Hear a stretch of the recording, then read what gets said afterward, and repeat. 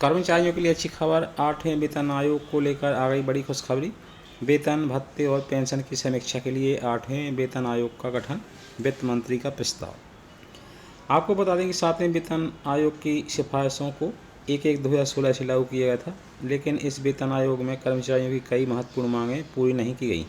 वर्तमान में आर्थिक स्थिति और बढ़ती महंगाई को देखते हुए 8वें केंद्रीय वेतन आयोग का गठन आवश्यक हो गया है, ताकि केंद्रीय सरकारी कर्मचारियों के वेतन भत्ते और पेंशन की पुनः समीक्षा की जा सके।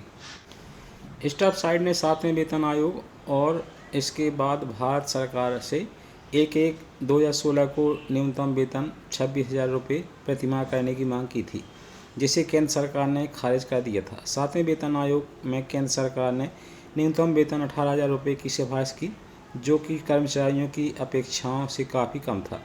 इसके अलावा 3.68% फिटमेंट फैक्टर की मांग को भी केंद्र सरकार द्वारा नज़रअंदाज कर दिया गया और केवल 2.57 की सिफारिश की गई, जिससे कर्मचारियों में असंतोष व्याप्त हुआ।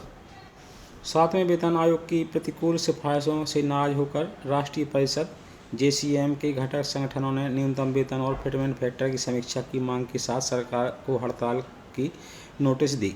सरकार ने श्री राजनाथ सिंह, गृह मंत्री स्वर्गीय अरुण जेटली, तत्कालीन वित्त मंत्री श्री सुरेश प्रभु, तत्कालीन रेल मंत्री और श्री मनोज सिन्हा, तत्कालीन रेल मंत्री की अध्यक्षता में मंत्रियों की एक समिति बनाई ताकि स्टाफ साइड के साथ बातचीत की जा सके। उसके बाद चर्चा की गई और सरकार ने फिटमेंट और न्यूनतम वेतन बढ़ाने का आश्वासन दिया, जिसके कारण हड़ताल स्थगित कर दी गई। पर दुर्भाग्य से सरकार द्वारा न्यूनतम वेतन और फिटमेंट फैक्टर बढ़ाने के लिए कोई सकारात्मक कदम नहीं उठाया गया। महंगाई भत्ता कर्मचारियों और पेंशन भोगियों को वास्तविक मुद्रास्फीति की तुलना में कम प्रदान किया जा रहा है। 2016 से 2023 तक आवश्यक वस्तुओं की कीमतों में 80% से अधिक वृद्धि हुई है, जबकि 1/1/2024 तक केवल 50% डीए प्रदान किया गया है। इस कारण से कर्मचारियों को वास्तविक मूल्य वृद्धि का पूरा लाभ नहीं मिल रहा है। 2015 से 2023 तक केंद्रीय सरकार का राजस्व दोगुना हो गया है। 2022-23 में आयकर और GST संग्रह में भी उल्लेखनीय वृद्धि हुई है।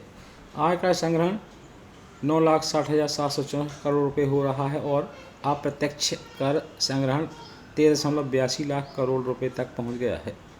इससे स्पष्ट है कि सरकार की भुगतान क्षमता बढ़ी है और अब वह कर्मचारियों को अधिक वेतन और भत्ते प्रदान कर सकती है। पिछले दशक में केंद्रीय सरकारी कर्मचारियों की संख्या लगभग 10 लाख रिक्तियों के साथ कम हो गई। मौजूदा कर्मचारियों पर कार्य का दबाव बढ़ गया है।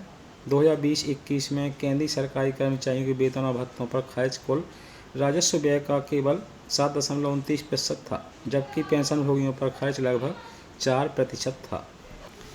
स्टाफ साइड के सचिव मिश्रा जी ने कहा है कि आज की बदलती आर्थिक परिस्थितियों और महंगाई को ध्यान में रखते हुए 8वें वेतन आयोग का गठन अत्यंत आवश्यक हो गया है।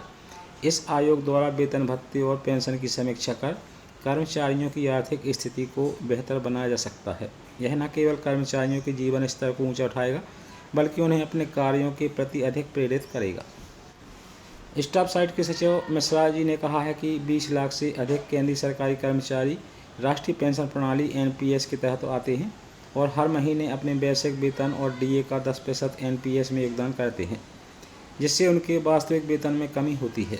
सरकार ने अब तक NPS को ख़त्म करने और CCM पेंशन नियम 1972 के तहत पेंशन बहाल करने की मांग को स्वीकार नहीं किया है। इससे कर्मचारियों में असंतोष व्याप्त है और यह उनकी आर्थिक सुरक्षा को भी प्रभावित करता है। स्टाफ साइड के सचिव मिश्रा जी ने कहा कि आर्थिक परिस्थितियों, मुद्रास्फीति और कर्मचारियों की घटती संख्या को देखते हुए 8वें केंद्रीय वेतन आयोग का गठन आवश्यक हो गया है।